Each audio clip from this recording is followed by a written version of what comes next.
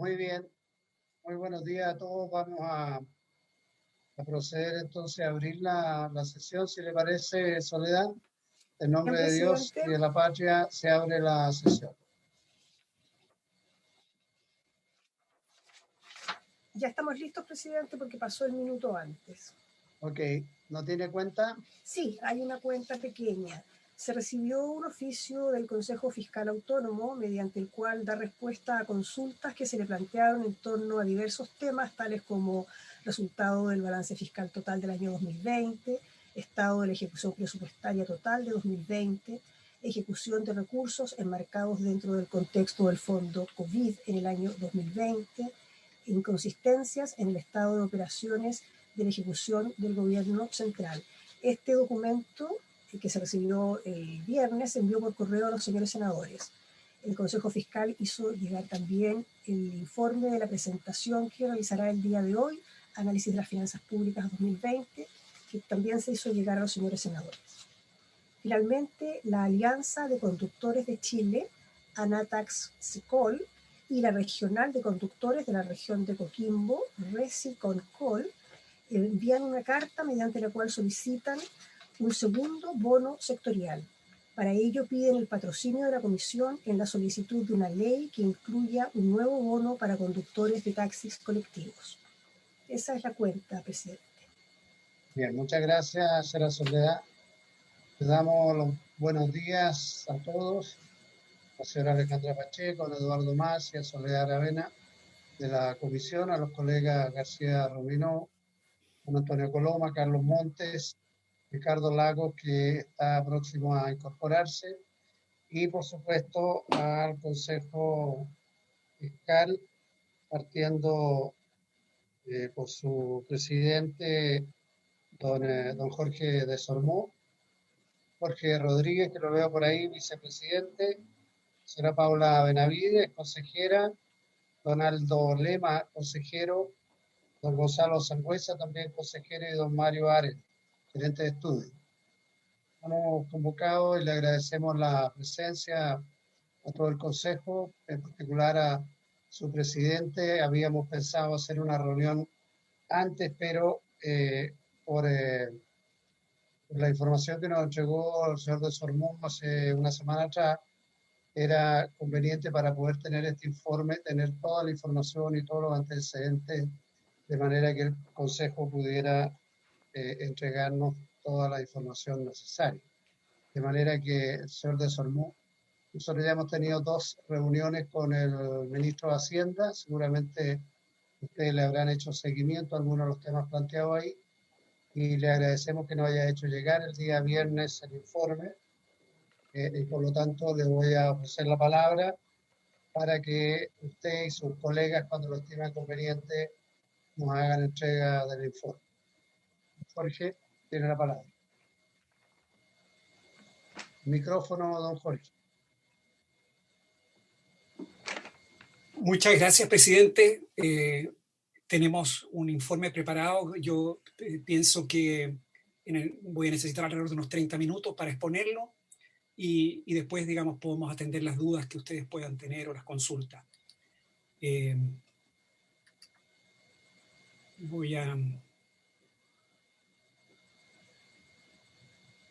Primero tengo que... Va a hacer una presentación, supongo. Sí, una presentación, justamente. Entonces, para que la podamos compartir.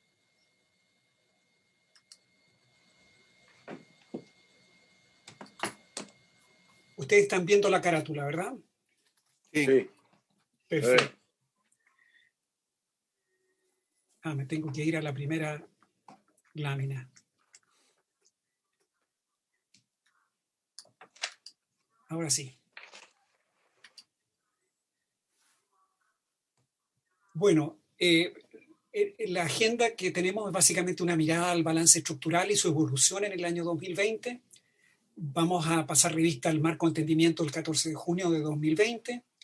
Vamos a revisar también la evolución de los ingresos fiscales, la ejecución presupuestaria del 2020, también el desembolso del fondo COVID, y también la evolución reciente y prevista, digamos, para los próximos años para la deuda y los activos del Tesoro Público. Partiendo entonces por el balance estructural, este balance estructural arrojó preliminarmente un déficit de 2,7% del PIB, el cual se construye a partir de la diferencia entre los ingresos estructurales, que llegaron a un 24,9% del PIB, y los gastos, que alcanzaron un 27,6% del PIB. Los ingresos estructurales surgen de la diferencia entre los ingresos efectivos, como ustedes saben, que fue un 20% del PIB, y el ajuste cíclico total, que alcanzó menos 4,7% del PIB, donde el ajuste, digamos, lo separamos en ajuste de los ingresos tributarios no mineros, que es menos 4,4% del PIB, el ajuste cíclico a las imposiciones previsionales, que es menos 0,2%, el ajuste cíclico a los ingresos del cobre, que es un 0,0% del PIB, y el de los ingresos tributarios de la minería privada, que corresponde a menos 0,1% del PIB. El déficit estructural de 2,7% del PIB para 2020 representa una baja de 0,5 puntos, medio punto porcentual, del PIB respecto de la estimación previa de 3,2% publicada en el informe de finanzas públicas del tercer trimestre de 2020. La reducción del déficit estructural respecto a la proyección anterior ocurre por un menor gasto público como porcentaje del PIB, el que pasó de 28% del PIB proyectado en el IFP del tercer trimestre a un 27,6% del PIB. A su vez, los ingresos estructurales se mantuvieron inalterados en 24,9% del PIB respecto a la estimación previa del informe de finanzas públicas del tercer trimestre. En términos nominales, se observa una reducción del gasto público de 327.253 millones, un 0,6% del PIB, en dólares 413 millones respecto a la estimación previa del tercer trimestre. Adicionalmente, la disminución del gasto público como porcentaje del PIB se ve amplificada por un aumento en la estimación del PIB nominal. Ello es explicado por un aumento en la variación anual de su deflactor, que fue actualizada desde un 4,3% en el IFP del tercer trimestre a un 5,7%. Tuvimos un poquito más de inflación a fines de año. En contraste, la reducción en la estimación del PIB real fue revisada desde menos 5,5% hasta la estimación que tenemos ahora, que todavía es preliminar, la vamos a tener la definitiva el 18 de este mes, de menos 6%. Mientras tanto, los ingresos estructurales se mantuvieron en 24,9% del PIB, lo que se explica por ingresos efectivos que aumentan desde 19,8% del PIB en el tercer trimestre a 20,2% del PIB, un 0,4%, lo cual es compensado por una menor caída en la estimación del ajuste cíclico, que pasa desde menos 5% del PIB a menos 4,7% del PIB. Aquí están, ¿no es cierto?, las principales supuestos y estimaciones macroeconómicas y fiscales para el 2020 que todos ustedes conocen, ¿no es cierto? La variación del PIB, la variación del PIB tendencial que se mantiene, usamos una sola, que es la que se usó en la elaboración del presupuesto, la brecha del producto, digamos, que son números muy, muy grandes todavía, el precio del cobre, que tiene un pequeño ajuste, ¿no es cierto?, el precio de referencia del cobre, que se mantiene, al igual que el PIB tendencial, en el mismo nivel. Y el balance efectivo, que su estimación pasa de menos 8,2 a menos 7,4. Y finalmente el balance estructural, que es con lo que partimos, ¿no es cierto?, pasa de menos 3,2 la estimación a menos 2,7% el déficit. También, ¿no es cierto?, aquí está descompuesto, digamos, cómo cambian todas estas cifras, ¿no es cierto?, entre el IFP del tercer trimestre y el IFP del cuarto trimestre, para tener un análisis, ¿no es cierto?, más detallado, sobre todo de los distintos componentes del ajuste cíclico. También tenemos un cuadro, digamos, que yo espero que ustedes aprecien, digamos, en el cual tenemos la evolución, digamos, de todas estas estimaciones a través del tiempo. La primera línea, ¿no es cierto?, describe las estimaciones para los distintos años del balance estructural medido en el decreto, el decreto número 743 de julio del 2018, digamos. De ahí pasamos, ¿no es cierto?, al decreto del marzo del 2020 y finalmente el decreto de la política fiscal de octubre del 2020 del Ministerio de Hacienda. Y entre medio tenemos también cómo cambian esas estimaciones con los diferentes IFP, ¿no es cierto?, las actualizaciones de proyecciones fiscales, ¿no es cierto?, que vienen posteriormente, ¿no es cierto?, sin modernización tributaria, con modernización tributaria, ¿no es cierto?, y después del IFP del cuarto trimestre. Así que todo esto, ¿no es cierto?, es una descripción a través del tiempo, ¿no es cierto?, y de los distintos instancias de la política fiscal de del balance estructural. El marco de entendimiento del 14 de junio, ¿no es cierto?, tuvo una importancia muy grande en la evolución de las cifras fiscales, ¿no es cierto?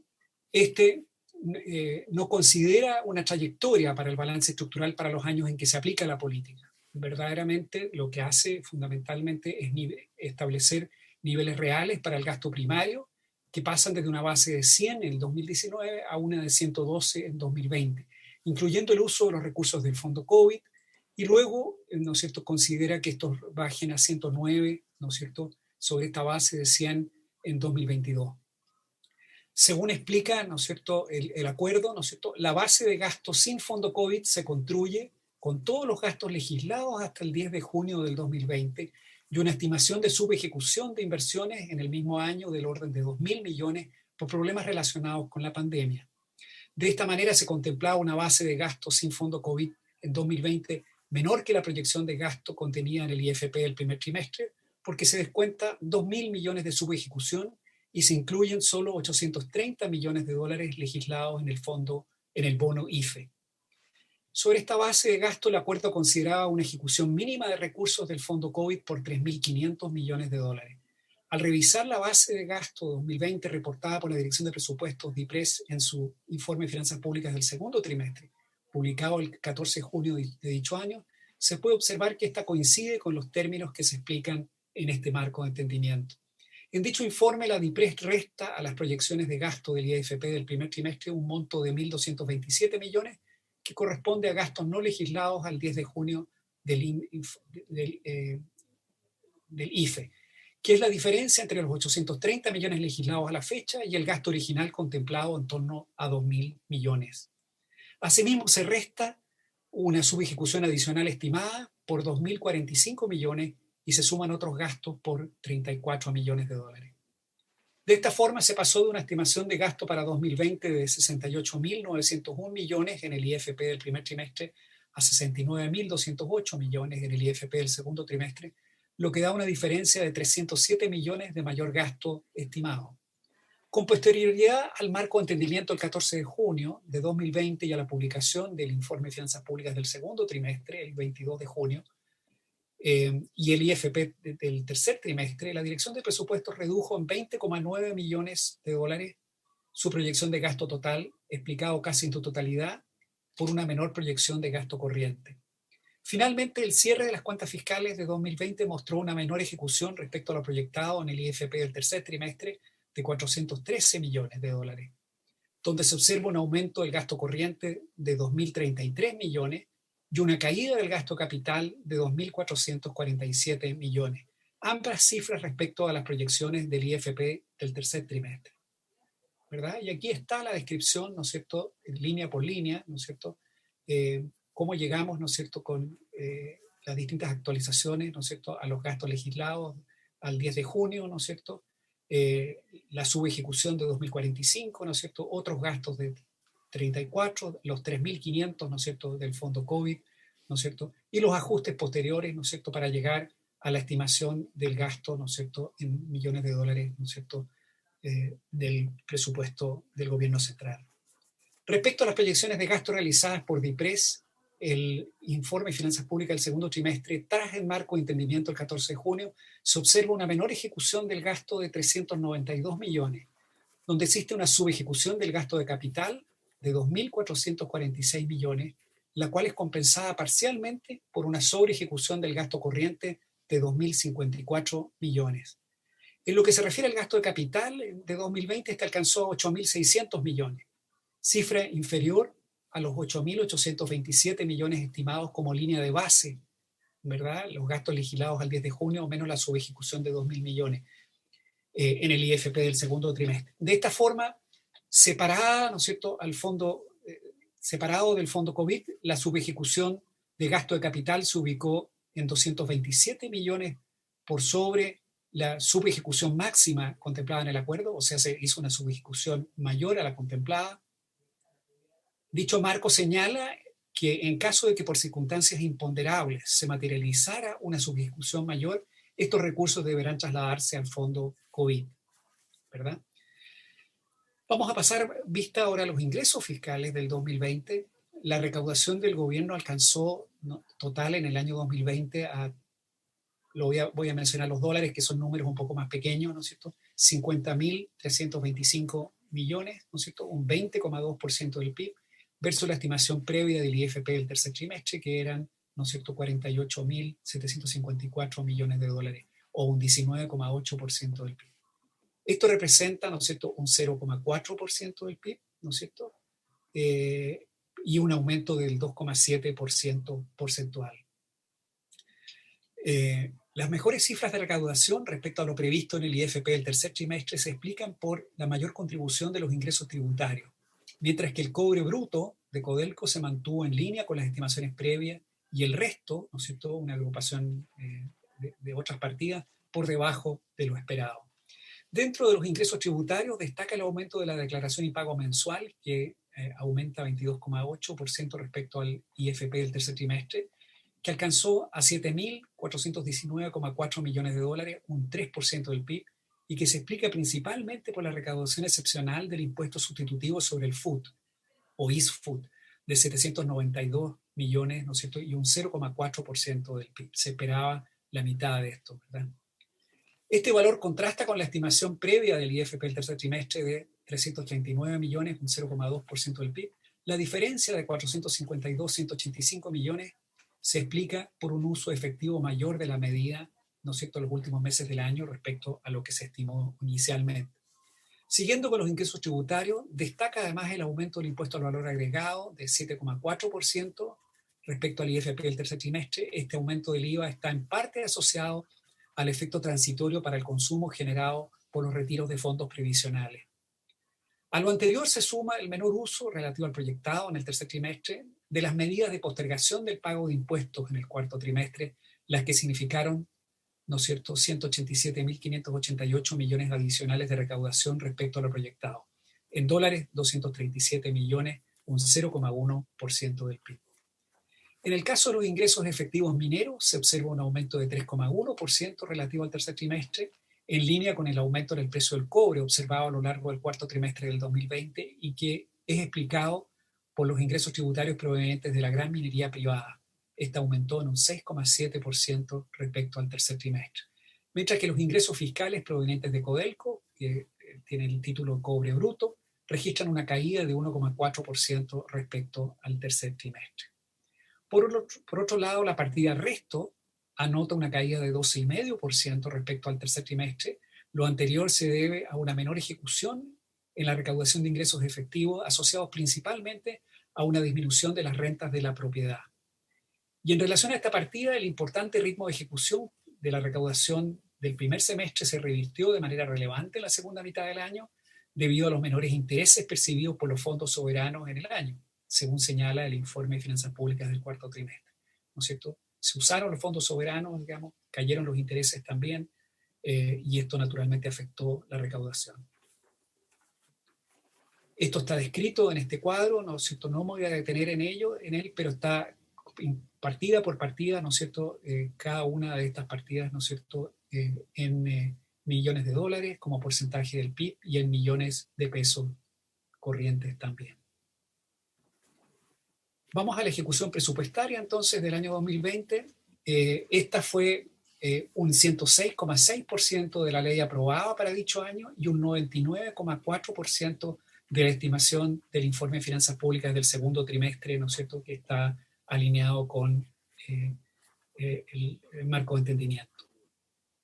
Al comparar la ejecución del gasto de 2020 respecto a la línea base del marco de entendimiento del 14 de junio, que considera, como recuerdan ustedes, los gastos legislados al 10 de junio menos una subejecución máxima de inversiones de 2.000 millones, esta llega a un 104,9%.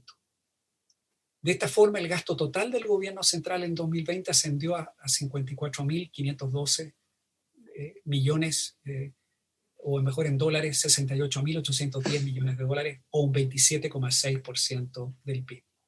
El gasto total del gobierno central se ubicó algo por debajo de lo planteado por el marco de entendimiento del 14 de junio, lo que se explica por una menor ejecución del gasto de capital. Se debe destacar en todo caso que la ejecución del presupuesto 2020 se ubicó en el mayor valor de los últimos 10 años. ¿verdad? Y aquí tenemos, ¿no es cierto?, justamente un cuadro que describe, ¿no es cierto?, lo que plantea el marco de entendimiento, ¿no es cierto? Eh, Tenemos una línea de base que mide 106, ¿verdad? La idea era llegar a 112. Hay que decir que aquí la base es gasto primario, es gasto sin considerar los intereses, el pago de intereses netos, digamos, del gobierno central. Por eso los números son un poquito distintos del 104,9 de la lámina anterior. La idea era llegar a 112, ¿no es cierto? Y el cierre, ¿no es cierto?, muestra que en realidad llegamos a 111,5, ¿verdad? Estuvo ligeramente por debajo de lo proyectado. Aquí tenemos los montos en millones de pesos, ¿no es cierto?, del 2020, ¿no es cierto?, donde la línea, ¿no es cierto?, de base, ¿no es cierto?, está considerada aquí, ¿verdad? Tenemos la actualización del gasto del segundo trimestre, la del tercer trimestre, ¿no es cierto?, y finalmente la definitiva, ¿no es cierto?, del cuarto trimestre, digamos que, bueno, también, ¿no es cierto?, puede sufrir cambio. Pero esas son las cifras, ¿no es cierto?, cómo evolucionaron a través del tiempo. También tenemos un cuadro interesante que muestra, ¿no es cierto?, cómo ha sido la ejecución de la ley de presupuesto, digamos. El mínimo entre el 2011 y el 2019, la ejecución mes a mes, ¿no es cierto?, es la que ustedes ven ahí. El máximo en este periodo, ¿no es cierto?, también, ¿no es cierto? La mediana, que separa el 50% de las medidas más elevadas de las más reducidas, ¿no es cierto? Y finalmente la ejecución efectiva del año 2020 que ustedes observan acá. En cuanto a los gastos corrientes, en 2020 su ejecución fue un 110,7% de la ley aprobada para dicho año y un 103,5% de la estimación del IFP del segundo trimestre. Así que aquí hubo sobre ejecución por el lado de los gastos corrientes. Al comparar la ejecución del gasto corriente 2020 respecto a la línea base del marco de entendimiento, llegamos a los 106 del gráfico anterior, ¿verdad? Así, el gasto corriente del gobierno central ascendió a 60.210 millones de dólares, un 24,2% del PIB. Es importante destacar que la ejecución de los gastos corrientes del 2020 se ubicó en el mayor valor de los últimos 10 años, que ya lo habíamos señalado, ¿verdad? Y aquí está la evolución del gasto corriente, ¿no es cierto? La línea de base nuevamente al centro, ¿no es cierto?, con 44.965 millones, espero no equivocarme. Posteriormente la actualización del segundo trimestre, del tercer trimestre y finalmente del cuarto trimestre. También para el gasto corriente tenemos este cuadro, ¿no es cierto?, que muestra la evolución mínima, ¿no es cierto?, la máxima, la mediana y la ejecutada finalmente el año 2020. En cuanto a los gastos de capital de 2020, su ejecución fue un 84,8% de la ley aprobada para dicho año y un 77,9% de la estimación del segundo trimestre del 2020. Al comparar la ejecución del gasto de capital de 2020 respecto a la línea de base del marco de entendimiento, esta llega a un 97,4%. Así, el gasto de capital del gobierno central en 2020 ascendió a 8.600 millones de dólares, un 3,5% del PIB. Es importante destacar que la ejecución de los gastos de capital en 2020 se ubicó esta vez en el menor valor de los últimos 10 años. O sea, así como los gastos corrientes estuvieron en el mayor valor de los últimos 10 años, ocurre lo contrario con los gastos de capital, ¿verdad? Y aquí tenemos nuevamente un gráfico que muestra, ¿no es cierto?, cómo evolucionan las diferentes estimaciones, ¿no es cierto?, desde la ley aprobada en 2020 hasta la actualización del cuarto trimestre, ¿no es cierto?, con 6.800 millones, que está por debajo de la línea de base del marco de entendimiento. La evolución también, ¿no es cierto?, mínima, máxima, la mediana y la ejecución efectiva del gasto, ¿no?, de capital. La Dirección de Presupuesto explica en su informe de ejecución del Gobierno Central para el cuarto trimestre de 2020 que las restricciones a la movilidad, producto de la pandemia impuestas por la autoridad sanitaria, se entiende, explican principalmente la caída esperada en el gasto de capital, tal como se proyectó a partir del segundo semestre del 2020. La gran mayoría de estos recursos de inversión no ejecutados fueron reasignados a gasto corriente para financiar los programas de transferencias directas a las personas. Finalmente vamos a pasar revista al fondo COVID, ¿no es cierto? El Consejo Fiscal Autónomo ha realizado un seguimiento tanto de las medidas pre-COVID, ¿no es cierto?, las que corresponden a aquellas incluidas en el Plan Económico de Emergencia 1 y 2 y a las medidas también del fondo COVID. Las ejecuciones pre-fondo COVID consideran un total de 1.808 millones de dólares en medidas con impacto vía mayores gastos y 2.949 millones de dólares en medidas con impacto a través de menores ingresos, lo que implica un total de 4.757 millones con impacto sobre la línea, ¿verdad? Por su parte, las medidas que se clasifican bajo la línea suman una ejecución total de 850 millones a la fecha. Las ejecuciones vinculadas al fondo COVID pueden desagregarse, como decíamos, ¿no es cierto?, en 4.575 millones en medidas con impacto en el presupuesto vía mayores gastos, 8 millones en medidas cuyo impacto corresponde a menores ingresos, sumando un total de 4.583 millones en medidas que afectan el patrimonio neto fiscal del fisco, o sea, que están sobre la línea, y un total de 1.189 millones en medidas bajo la línea. Considerando que en el marco de entendimiento del 14 de junio de 2020 se establece una ejecución mínima del fondo COVID de 3.500 millones para el 2020, el Consejo Fiscal Autónomo constata que dicha cifra se supera en un monto equivalente a 1.083 millones de dólares. Con respecto a las medidas cuyo financiamiento se carga al fondo COVID, las que tienen efecto en el gasto y en los ingresos consideran a la fecha 9.125 millones y 1.594 millones potenciales, respectivamente. Adicionalmente, las medidas que no afectan el patrimonio neto fiscal, o sea, las operaciones bajo la línea, ascienden a un total de 973 millones de dólares. A la fecha, el fondo COVID considera un total de recursos potenciales de 11.692 millones, levemente por debajo de los 12.000 millones que fija el acuerdo de entendimiento, de los cuales en 2020 se han utilizado 5.772 millones, quedando un espacio de recursos por 5.920 millones de lo comprometido. Se debe recordar que este fondo considera un monto máximo de recursos de 12.000 millones hasta el 2022, como señalaba. El monto total de recursos involucrados desde el inicio de la pandemia, es decir, de las medidas consideradas en los planes económicos de emergencia 1 y 2 y en el fondo COVID, alcanza a un monto potencial de 22.990 millones de dólares y un total ejecutado de 11.379 millones, lo que equivale a 9,2% del PIB y 4,6% del PIB respectivamente. Estas cifras las vamos a revisar en una tabla a continuación, ¿verdad? Aquí tenemos en esta tabla, ¿no es cierto?, primero las medidas pre-fondo COVID, ¿no es cierto?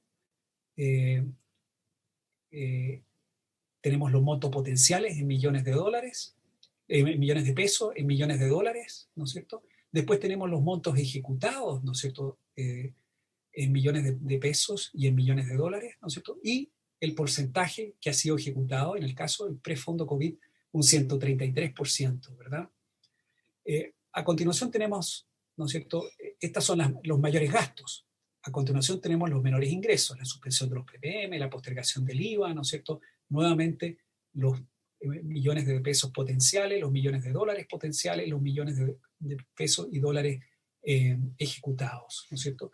Y aquí, ¿no es cierto?, los menores ingresos hay una ejecución del 83%, en el caso de postergación del IVA un 30% de ejecución, 108%, ¿no es cierto?, en el caso, ¿no es cierto?, de la devolución de la retención de impuesto a la renta de los meses de enero y febrero, y así sucesivamente. Finalmente, ¿no es cierto?, el total de medidas de menores ingresos, ¿no es cierto?, en términos potenciales, ¿no es cierto?, son 4.438 millones de dólares, los ejecutados, ¿no es cierto?, 2.949, 66%, ¿no es cierto?, en el caso, ¿no es cierto?, del fondo pre-COVID. Están las medidas bajo la línea del fondo, previo al fondo COVID, ¿no es cierto?, donde también el porcentaje ejecutado está por debajo, digamos, de lo previsto, un 28%, el total de las medidas bajo la línea un 15%, ¿no es cierto?, y el subtotal entonces de medidas del fondo pre-COVID, la mitad, ¿no es cierto?, es lo que se ha materializado, lo que se ha ejecutado. Posteriormente está el fondo COVID, propiamente tal, ¿no es cierto?, mayores gastos, ¿no es cierto?, en distintos tipos, digamos, de iniciativas, ¿no es cierto?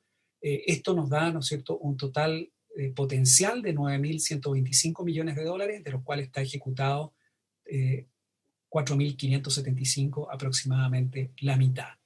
Estos son, ¿no es cierto?, las medidas que implican mayores gastos. Posteriormente están las medidas que implican menores ingresos. Estos, ¿no es cierto?, tienen ejecutado 6.336, ¿no es cierto?, en millones, perdón, en menores ingresos, ¿no es cierto?, son 8 millones de dólares, se ha ejecutado el 1%. Posteriormente tenemos, ¿no es cierto?, medidas bajo la línea, 122% se ha ejecutado, ¿no es cierto?, con lo cual, ¿no es cierto?, llegamos, ¿no es cierto?, a que las medidas del fondo COVID ejecutadas, ¿no es cierto?, ascienden a 5.772, que es aproximadamente la mitad, ¿no es cierto?, lo que se ha ejecutado. Y si consideramos el total de medidas pre-fondo COVID y fondo COVID, ¿no es cierto?, tenemos algo parecido, ¿no es cierto? Lo que se ha ejecutado son 11.379 y esto corresponde a un 49%, ¿no es cierto?, de lo previsto. Y aquí tenemos, ¿no es cierto?, como porcentaje del PIB, ¿no es cierto?, el esfuerzo en términos potenciales es de 9,2 puntos del PIB lo que se ha comprometido y lo que se ha ejecutado 4,6 puntos del PIB. Y esto, digamos, otra manera de representarlo, ¿no es cierto?, son con este gráfico en el cual tenemos las medidas de los planes económicos de emergencia 1 y 2, ¿no es cierto?, donde se ha ejecutado 5.607. El total comprometido son 11.298, 50%, ¿no es cierto?, se ha ejecutado. Y en el caso del fondo COVID, ¿no es cierto?, son 5.772, ¿no es cierto?, millones, ¿no es cierto?, los que se han ejecutado. 11.692, ¿no es cierto?, es lo que está comprometido, ¿no es cierto? Hay una pequeña diferencia de un 0,3% que todavía no ha sido comprometido, ¿no es cierto? Pero pronto lo va a hacer, ¿no es cierto? Pero en ambos casos aproximadamente la mitad, ¿no es cierto?, es lo que se ha ejecutado. Respecto a las fuentes de financiamiento del fondo COVID, en agosto de 2020 el ministro de Hacienda, el Ministerio de Hacienda y la DIPRES informaron que el financiamiento de dicho fondo sería a través de mayor emisión de deuda, en torno a unos 8.000 millones, retiros del Fondo de Estabilización Económica y Social y otros activos del Tesoro. Lo anterior sería complementado con aportes adicionales, ¿no es cierto?, del Tesoro Público. Con fecha 10 de marzo de este año, la Dirección de Presupuesto informó al Consejo Fiscal Autónomo sobre el uso y fuentes de fondos del año 2020 y esto lo presentamos a continuación. Esta es una información que recibimos a última hora, ¿no es cierto? Está el déficit efectivo, ¿no es cierto?, una serie de otras iniciativas, ¿no es cierto?, que suman, ¿no es cierto?, 26.633 millones de dólares. Y la fuente de financiamiento, 13.000 millones de emisión de deuda, 13.633 de uso de activos del Tesoro Público, dentro de ellos el FES, 4.090 millones, el Fondo de Reserva de Pensiones, 1.576, y otros activos del Tesoro Público, un poquito menos de 8.000 millones de dólares. Para terminar, una mirada a la evolución probable, ¿no es cierto?, de la deuda y de los activos del Tesoro Público. Tenemos aquí la evolución de la deuda bruta, que para el año 2021, ¿no es cierto?, se estima en alrededor de un 33% del PIB, ¿verdad? Tenemos la evolución de la posición financiera neta, que es una de las formas de medir la deuda neta, ¿no es cierto?, usando los datos de DIPRES, que se refieren a los recursos más bien líquidos que tiene, ¿no es cierto?, en activos, ¿no es cierto?, el Ministerio de Hacienda, y la deuda neta usando, ¿no es cierto?, la estimación de Hacienda, que naturalmente no, esa se recibe con un desfase importante e incluye otros activos como capitalización en empresas públicas. De manera que la que nosotros consideramos que es más apropiada, ¿no es cierto?, como estimación de deuda neta, es la curva de color naranjo, ¿no es cierto?, y esta es su evolución esperada, ¿no es cierto?, para el año 2025, que llega a un 42,9% del PIB la deuda bruta y 37,7% la deuda neta. Finalmente, los activos del Tesoro Público, ¿no es cierto?, obviamente van a reducirse, ¿no es cierto? Aquí está como porcentaje del PIB, la línea de color celeste, digamos. Tenemos, ¿no es cierto?, el FES, que es el que realmente va a caer en forma más significativa. Tenemos el Fondo de Reserva de Pensiones y la evolución de otros activos del Tesoro Público y después un resto. Así es que caen los activos del Tesoro Público, pero la verdad es que el uso de ellos, ¿no es cierto?, queda abierto para el futuro también. Con eso termino, señor presidente, y quedo a disposición de ustedes, digamos, para las consultas que puedan tener. Muchas gracias, Don Jorge Solmó, presidente del Consejo Fiscal Autónomo, por la presentación y la información. Yo no sé si hay, aparte de los miembros del Consejo Soledad, ingresó alguien del Ministerio de Hacienda por si sabe alguna consulta o dato No, que se entiendo quiera. que no. Entiendo que ¿No? no Ya. hay nadie. Ok. Bien, entonces vamos a proceder a ofrecer la palabra a los colegas que quieran o hacer comentarios o consultas respecto del análisis de las finanzas públicas del año 2020 hecho por el Consejo Fiscal Autónomo. Ofrezco la palabra.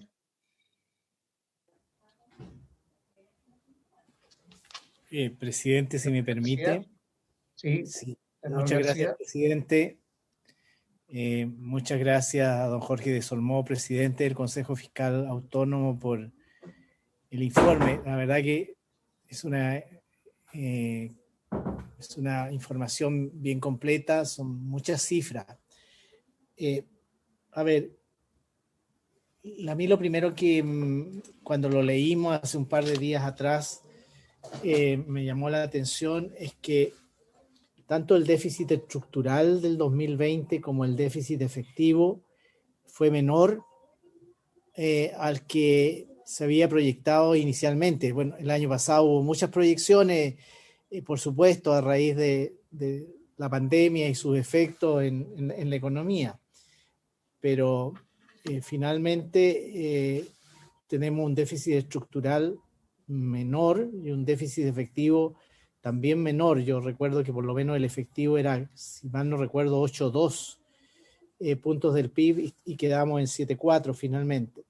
Ahora, escuchando a don Jorge de Sormó, y que me sorprende aun cuando él ha dado una buena explicación, no es que él haya dado una buena explicación, sino que en realidad él digamos, nos está informando de por qué los ingresos tributarios finalmente en un año tan especial como fue el 2020, finalmente los ingresos tributarios terminaron siendo más que lo que estaba proyectado en la ley de presupuesto 2020, eso le entendí.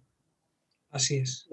Y eso es bien notable. Y claro, la explicación está en que durante el segundo semestre, esta norma transitoria del proyecto de modernización tributaria respecto de las utilidades del FUD, digamos, del antiguo FUD, rindieron pero muchísimo más, el doble de lo que originalmente estaba previsto. Y eso significó, bueno, mayores ingresos eh, que, que no estaban previstos. IVA. ¿Cómo? Y el IVA también aumentó muchísimo. Y el IVA. Sí, a mí también me llama la atención que de los 1.500 millones de dólares que se suponía iban a tener una menor recaudación, porque una de las medidas era la postergación del IVA, finalmente solo terminaron ocupándose ahí algo más de 300 millones de dólares. De repente puede ser que me equivoque un poco en las cifras, pero creo que son esas. Así que yo diría de que finalmente el año 2020 fue, si bien es cierto el déficit es alto, el déficit efectivo 7,4, yo creo que sigue siendo el déficit más importante de los últimos no sé cuántos años, don Jorge, pero debe ser el déficit efectivo más alto quizás desde el año 83 probablemente, porque es superior al déficit del año 2009, que tuvimos otra crisis. Y en lo estructural, bueno, el cálculo del déficit estructural no es tan antiguo, pero finalmente también creo que es una buena noticia que termine siendo menor, y que las razones principalmente están dadas fundamentalmente por un aumento de la recaudación tributaria. Vamos a ver si se repite este año, debiera ser así, porque además es bien significativo que tengamos un aumento importante de la recaudación tributaria cuando además hubo diversas medidas tributarias que buscaban precisamente a disminuir la recaudación. Por ejemplo, la postergación ejemplo, la postergación del impuesto de los pagos provisionales mensuales, en fin. O sea, a pesar de todas esas medidas que se tomaron durante el año 2020, que tengamos un aumento de los ingresos fiscales y un aumento de la tributación en concreto, explicada por lo que ya nos señaló don Jorge de Sormó en lo grueso, creo que son buenas noticias. También yo entiendo, don Jorge, de que finalmente se cumple los compromisos que había asumido el Ministerio de Hacienda durante el 2020, se cumple el nivel de gasto, que de 106 lo teníamos que subir a 112, finalmente no fue 112, pero fue 111,5. Efectivamente, yo creo que durante el año 2020 tuvimos grandes dificultades, yo por lo menos lo veo en la región de la Araucanía, grandes dificultades para cumplir con los programas de inversión, porque por mucho esfuerzo que se hace, finalmente cuando los trabajadores no pueden llegar a sus faenas, porque la pandemia lo impide, las medidas sanitarias lo impiden, bueno, hace imposible que se cumplan las programaciones de los proyectos de inversión y hace muy difícil que se puedan ejecutar otros o que puedan comenzar los que estaban planificados que iniciaran sus obras durante el año 2020. Así que muchas gracias por el informe. Yo creo que finalmente este aumento de ingresos fiscales termina siendo una buena noticia para cerrar un año lleno de incertidumbre. Muchas gracias. Gracias, senador García. Senador Carlos Montes, tiene la palabra. Gracias, presidente. En primer lugar, yo quiero valorar el informe. Yo creo que al paso que vamos, el Consejo Fiscal Autónomo va a ser indispensable, va a saber lo que ocurre. Y quiero felicitar, a uno lo ordena mucho más después de haber leído el informe de la Dirección de Presupuestos, que nos enredamos harto. Esto ayuda a ordenar el conjunto de las cosas. Esta diferenciación entre fondo COVID y no fondo COVID, muchos nos dijeron antes que iba a ser un enredo, que no iba a costar mucho tener una visibilidad mayor de lo que está ocurriendo, pero yo creo que esto lo resuelve este informe. Mira, yo diría que la conversación sobre esto no es académica, ni de disputa política, porque entre nosotros puede haber harta disputa política. Aquí hay un senador que todo lo que hace el gobierno es copernicano, y otro que decimos que lo que hace el gobierno es reguleque, pero más allá de esa disputa más política, el problema es cómo hacerlo bien o cómo hacerlo mejor el 2021. De mi punto de vista ese es el tema. Cómo hacerlo mejor el 2021 y crear mejores condiciones para después del 2021. Y me gustaría hacer alguna referencia en esa perspectiva. En 2020 hubo un impulso fiscal, monetario y fiscal importante. Y la duda surge a propósito del impulso fiscal, que fue importante, pero el impacto parece haber sido menor del esperado. Si uno compara, o sea, la caída del PIB fue de 6%, superior a la media mundial de 3,5% y muy cercana a la de América Latina en 7,7%. Entonces, ¿qué ocurrió? La pregunta es, ¿qué ocurrió? ¿Qué podría haberse hecho mejor para que la caída no hubiera sido eso? Si no hubieran estado el 10% de los fondos previsionales, la caída, según las estimaciones que yo he leído, habría llegado a menos 10%. Por lo menos 10% del PIB. ¿Qué pasó en el 2020 y qué hay que hacer para que no pase lo mismo en el 2021?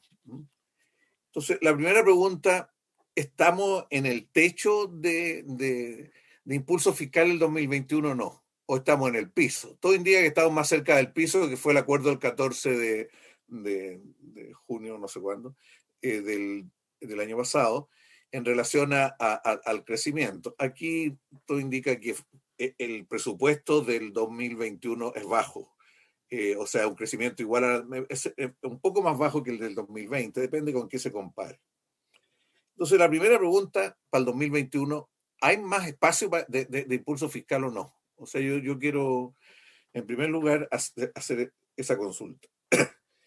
Y en segundo lugar, ¿qué explica el problema de la reactivación? No contamos con una evaluación específica de los distintos instrumentos usados. No tenemos evaluación específica. Y ustedes tampoco, al parecer. Porque yo he leído, he buscado antecedentes sobre el apoyo a la familia.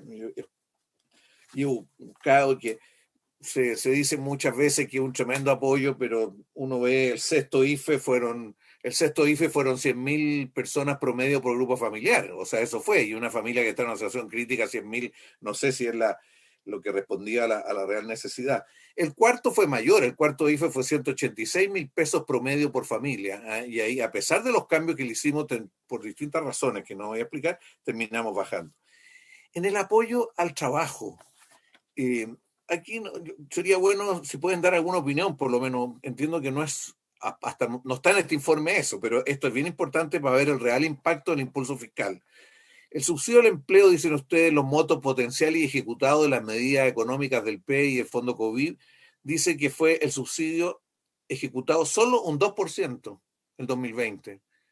No sé si lo ubican en la página 39, en el cuadro de la página 39 ustedes hablan de apenas un 2% de ejecutado respecto al potencial. Y por otro lado, tenemos un serio, bueno, nosotros decimos que el tipo de apoyo al trabajo a lo mejor hay que repensarlo, revisarlo, tanto para el año correspondiente como para el futuro. Y estamos mucho más preocupados de capacitación porque la ley del subsidio de empleo permite destinar hasta el 2% del total a programas importantes y potentes de capacitación. Bueno, en pequeña empresa, toda la referencia que nosotros tenemos es que el tipo de iniciativa fiscal ha estado muy por debajo de las necesidades y las posibilidades tanto de empresas que estaban quebrando, que empresas que estaban sobreviviendo y empresas que estaban desarrollándose. Por ahí hemos visto estudios que indican de que las reactivaciones tienen mucho que ver con la creación de nuevas empresas. Y en este caso, no sé, todo eso, ese proceso todavía no empieza. ¿Qué pasa? Y finalmente la inversión. Ustedes también en la página 39 hablan de que el ejecutado en el plan de inversión pública 2020-2021 es 0%. Bueno, yo creo que aquí han habido problemas serios en la inversión pública. Y también no sé qué diálogo ha habido respecto a la inversión privada, porque aquí se supuso que las caídas, las bajas de impuestos, el menos impuestos de timbre y de estampilla, iba a generar algunos proyectos. Me gustaría saber Bueno, y termino diciendo, bueno, hay mayor espacio fiscal para el 2021 y de haberlo. ¿Cómo hacerlo mejor que el 2020? Porque no sacamos nada con decir que lo del 2020 fue mucha plata, Chile el campeón de América, del mundo, sino que algo pasó, ¿ah? Que a pesar del conjunto de cosas que teníamos, esto no ocurrió. A mí me parece muy importante que no se mezcle en relación al crecimiento del PIB, el gasto adicional efectivo, no mezclarlo con las reasignaciones, las postergaciones de ingresos y las garantías estatales. Y yo siento que en el informe de ustedes eso está depurado, porque en los informes que habíamos recibido estaba muy mezclado y nos permitía tener una nitidez respecto al real gasto adicional, que entendemos que es más bien cercano al 5% del PIB. Bueno, esas serían mis reflexiones y mi consulta.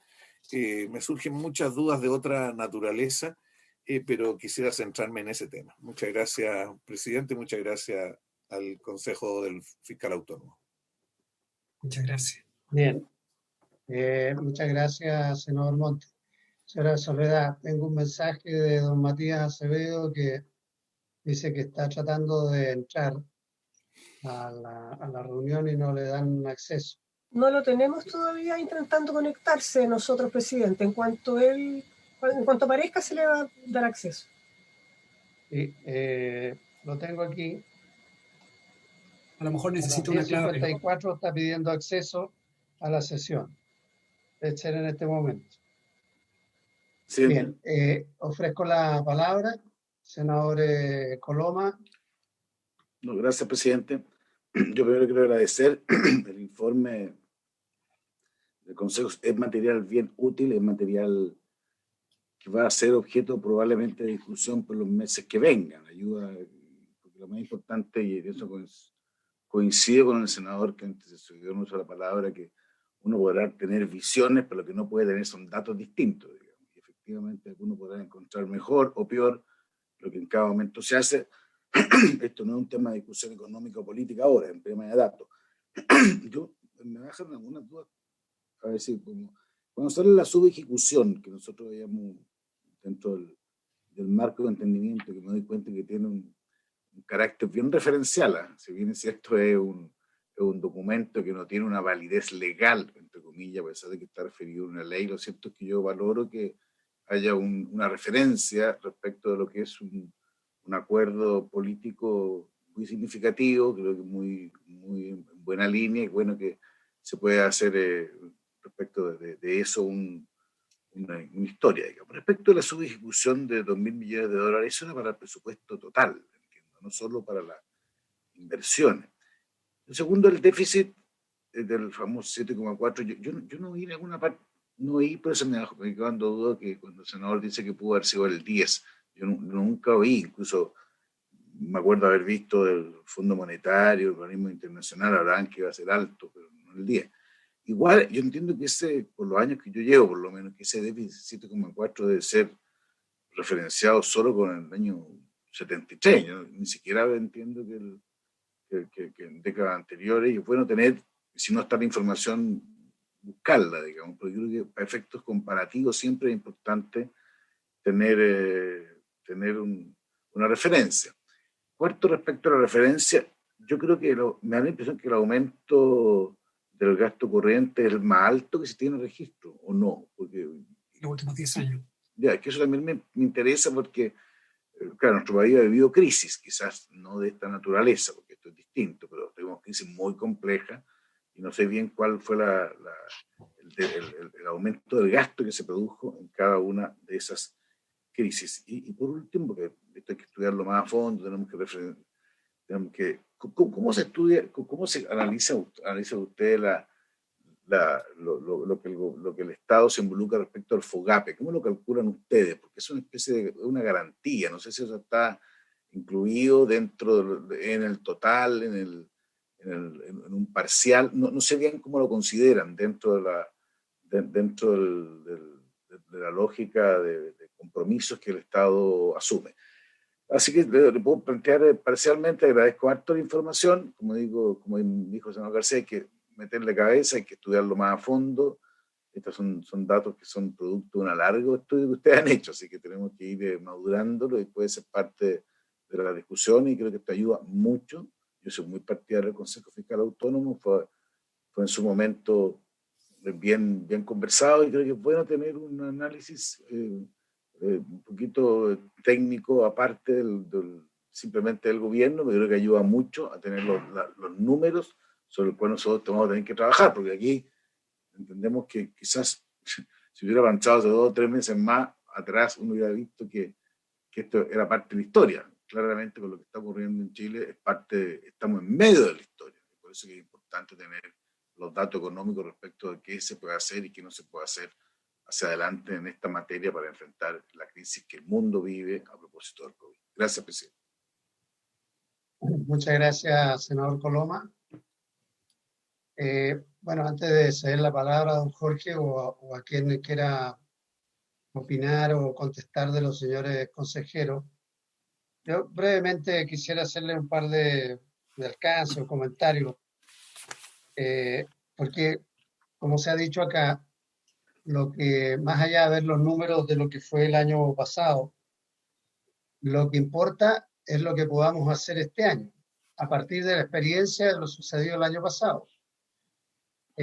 Muchos de los supuestos que hicimos el año pasado, a propósito de enfrentar la pandemia, buscar como objetivo en ese acuerdo marco que se adoptó, que usted hacía referencia, de enfrentar la emergencia sanitaria, tener una política que permitiera proteger a las personas, a la familia, reactivar la economía y, por supuesto, garantizar mejor empleo para los efectos de volver a una cierta, entre comillas, normalidad.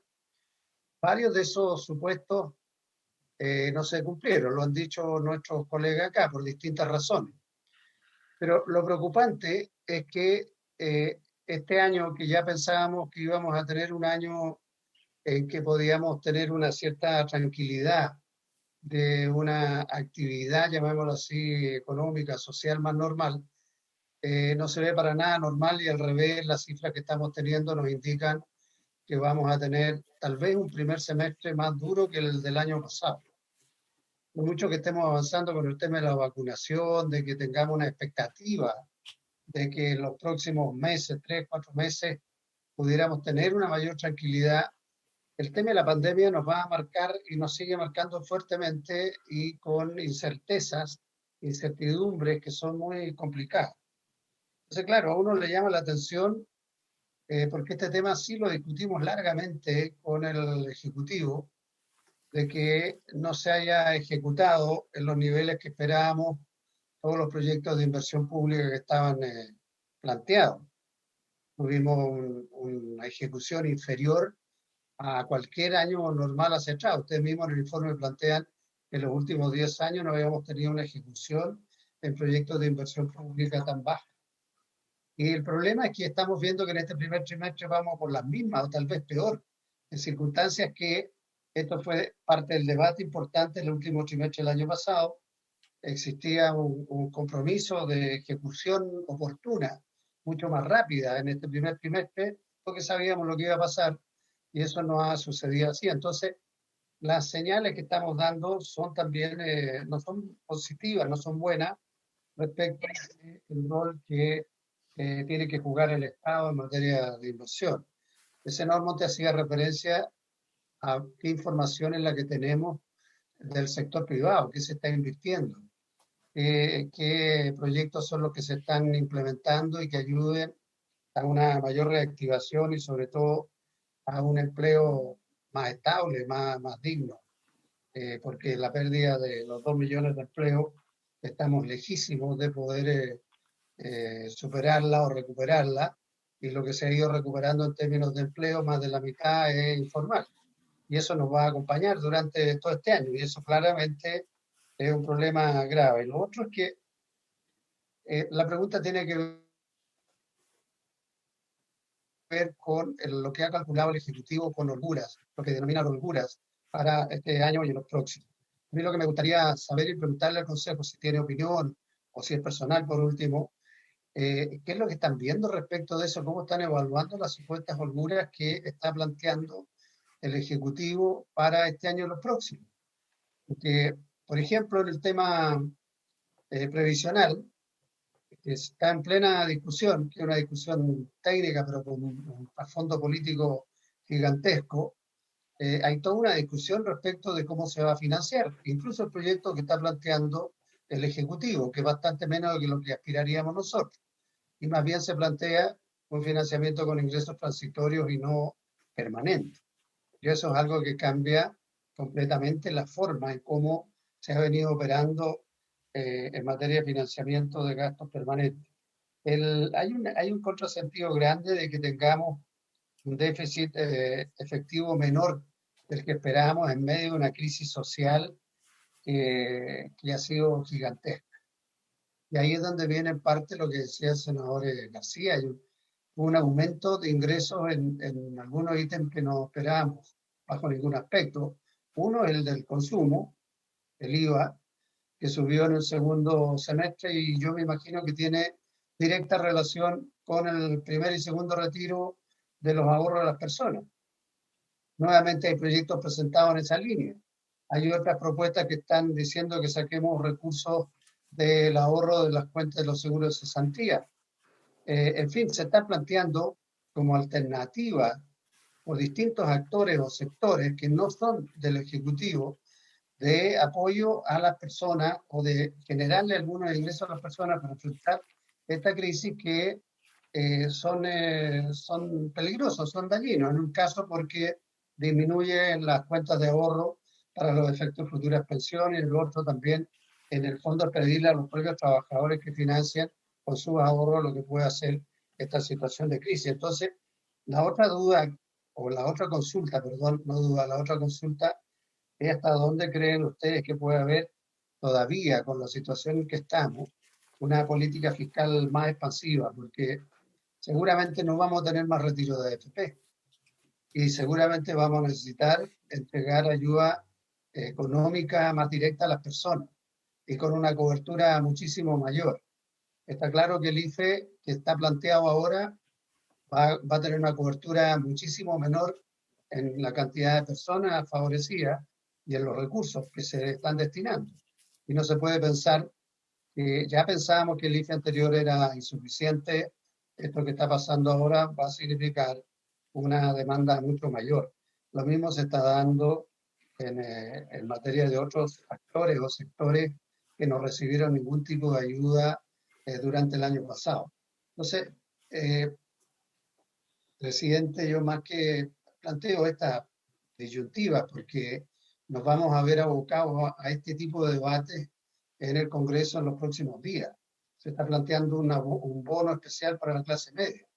¿Qué es lo que determinamos como clase media? ¿De cuánto es? ¿Qué cobertura va a tener? ¿A qué sectores vamos a llegar?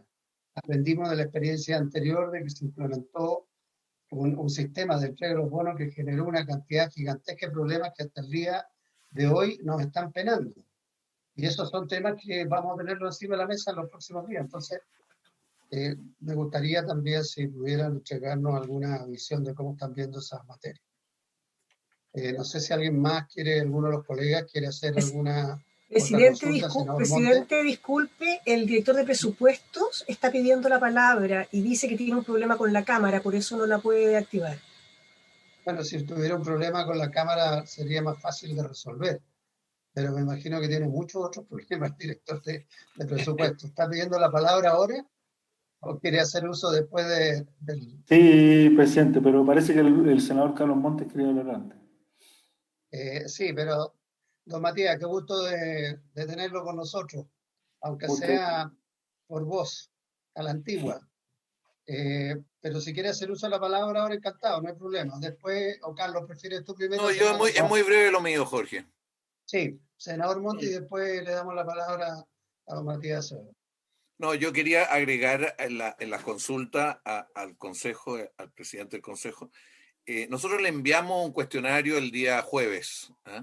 Y no sé si pudiera hacer alguna reflexión sobre las preguntas que ahí se plantearon, entiendo que le llegó. En segundo lugar, preguntar porque el tema de las empresas públicas no está considerado en todo ese análisis. Si tuvieron alguna referencia respecto, me imagino que los gobiernos regionales sí están, pero las empresas públicas se incorporaron en alguna forma antecedentes sobre eso. Y en tercer lugar, diciembre.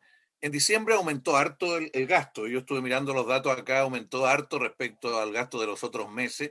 Y entre otras cosas apareció de repente un bono de Navidad de 300, 400 millones de dólares, que en alguna forma explica el gasto corriente también. ¿Eh? Me gustaría también que hicieran una reflexión sobre lo que ocurrió en la evolución del gasto y sobre todo sobre diciembre. Bien, gracias, senador Monte. Don Matías, tiene la palabra. muchas gracias, presidente. En primer lugar, por su intermedio, saludar a todos los senadores que componen esta comisión, al presidente del Consejo Fiscal Autónomo, a sus integrantes y a todo el staff que siempre nos ayudan mucho en todos los trámites legislativos y en especial la ley de presupuesto.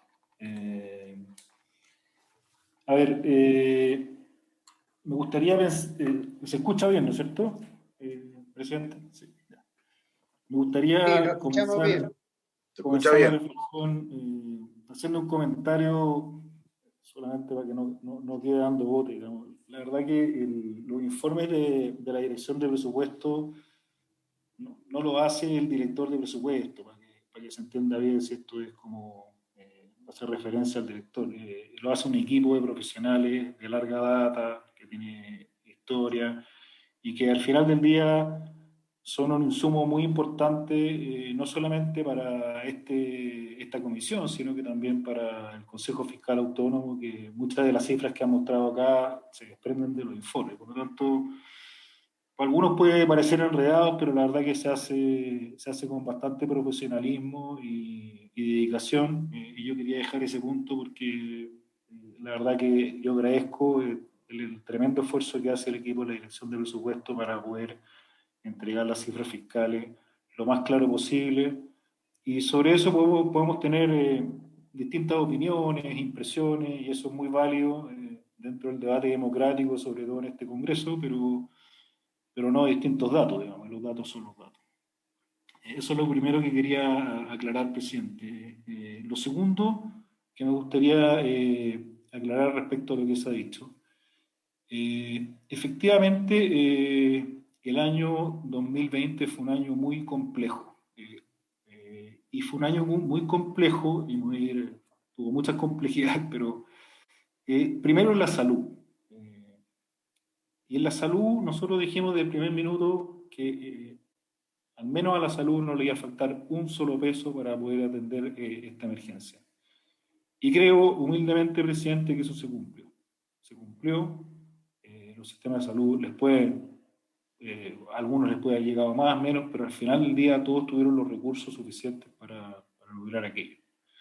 Tanto es así que nosotros reservamos fondos para la última parte del año que fueron superiores a los que finalmente se utilizaron, producto que, no sé si recuerdan, pero en la última parte del año el control de la pandemia empezó a dar resultados y por lo tanto los hospitales, los SFAM, etcétera, terminaron gastando en complejización de camas, en testeo, etcétera, algo menos de lo que tenían presupuestado, y esa cifra hoy día, como lo pueden ver en el informe de ejecución de diciembre, está en torno a los 400, 500 millones de dólares.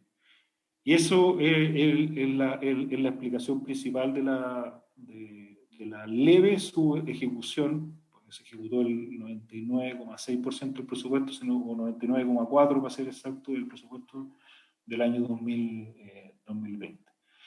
¿Y por qué se ejecutó eso y no se ejecutó? ¿No?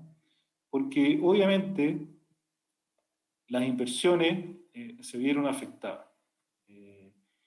Y esto no solamente en Chile, porque uno podría decir, bueno,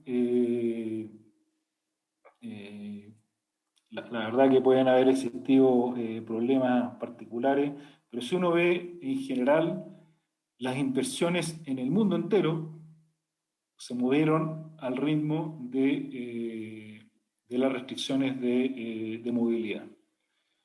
Y la verdad que es elocuente si uno mira, por ejemplo, índices que nosotros tenemos internamente, pero en algún momento, ¿no es cierto?, se pueden hacer públicos, pero por ejemplo, si uno mira el índice de pasajeros transportados por el metro, digamos, y lo compara con el IMASEC, hay una correlación casi 1:1, digamos. Lo mismo si lo compara con el índice de movilidad de Google o de Apple, etc. ¿Qué quiero decir con esto, presidente? Que las inversiones, si la gente no puede ir a sus lugares de trabajo, no la ejecuta el mago Óligo. O sea, tiene que haber gente ejecutando las inversiones. Y en ese contexto es evidente que cuando hay restricciones de movilidad, las inversiones se van ralentizando. Dicho sea de paso, ninguna inversión se eliminó del catastro de inversiones. Las inversiones se ralentizaron. Tanto es así que la semana pasada con el Ministerio de Vivienda, por ejemplo, estábamos conversando de cómo hacerle espacio a este arrastre de inversiones que habían quedado del año pasado para poder ejecutar lo que siempre dijimos, que las inversiones no se iban a ejecutar sí o sí, lo único que va a pasar es que se van a dilatar en el tiempo. Entonces, sí, es efectivo lo que usted dice, presidente, y mencionan otros senadores. Es la ejecución de inversiones probablemente más baja de los últimos X años, porque no me sé exactamente el número de años. Pero en los últimos X años, pongámosle 10 años, no habíamos tenido una crisis de movilidad, o sea, de restricciones de movilidad como la que tuvimos el año pasado. Entonces, digamos las cosas como son. Acá no hubo una intención de frenar la inversión, ni mucho menos. Y de hecho, usted ve que en la medida que la movilidad empieza a retomar los niveles normales, inmediatamente la inversión se reactiva. Ahora, ¿qué es lo que esperamos para este año? Esperamos que, independientemente de lo que ocurrió el año pasado, las empresas han ido aprendiendo a trabajar con este tipo de restricciones.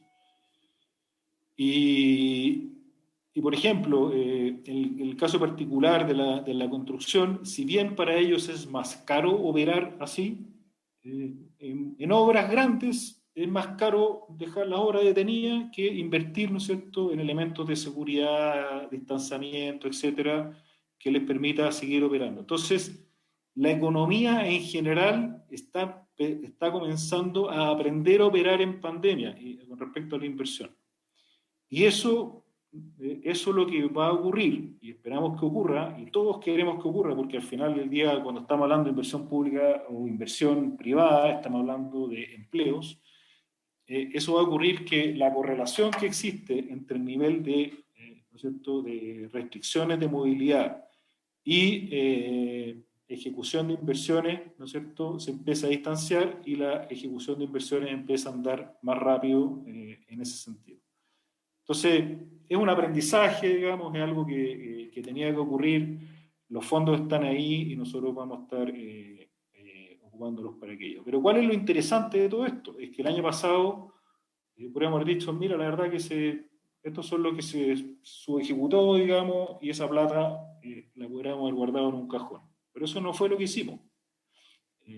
Algo mencionaba el senador Montes, por su intermedio presidente, recién, que se gastaron unos bonos a final de año, digamos. Bueno, todo eso fue posible porque teníamos su ejecución, sobre todo del área de inversiones, y nuestro compromiso era gastar todo el presupuesto completo, y nos quedó un remanente muy pequeño, porque con la salud, digamos, no se puede improvisar y no se puede jugar, y por lo tanto, hasta el último minuto dejamos guardados esos recursos en el caso de que los servicios de salud lo requirieran. Ahora, otro tema que salió acá que me gustaría también mencionar, la verdad que ningún organismo internacional proyectó que el PIB de Chile iba a caer un 10%. Yo no conozco esa proyección, digamos. Siempre todos hablaban. Para empezar, nadie la aceptó, digamos. O sea, digamos las cosas como son, digamos. Ni los organismos internacionales, ni el Ministerio de Hacienda, ni los analistas internos, digamos, del gobierno, oposición. La verdad que estamos en un escenario de incertidumbre. Yo recordaba el otro día, presidente, que cuando se inició la pandemia, el Fondo Monetario esperaba una caída del PIB mundial entre 0,5 y 1%. Esos eran los parámetros que nosotros teníamos para diseñar las políticas. Entonces, claro, hoy día todos somos generales después de la batalla. El PIB cayó, el PIB mundial que se desplomó, el de Chile cayó 6%, y decimos, bueno, pero ¿cómo no nos anticipamos? ¿Cómo lo hicimos antes? Bueno, esos eran los datos que teníamos en ese momento. Y no eran datos del Ministerio de Hacienda, eran datos de organismos internacionales. Por último, la verdad que, claro, uno siempre puede decir que fue suficiente, hicimos todo lo que estaba a nuestro alcance, pero yo me quedo con las palabras del Fondo Monetario Internacional, del Banco Mundial, del BID. La ayuda el año pasado, digamos, y voy a citar textual para no equivocarme, fueron audaces, oportunas, las transferencias probablemente fueron las más altas de Latinoamérica, y el paquete de ayuda fiscal el más alto de los países emergentes. Uno puede tener sus propias opiniones, puede decir que puede haber sido más, puede haber sido menos, pero bueno, uno cuando lo mira desde esa perspectiva, desde afuera, y compara todo lo que están haciendo los países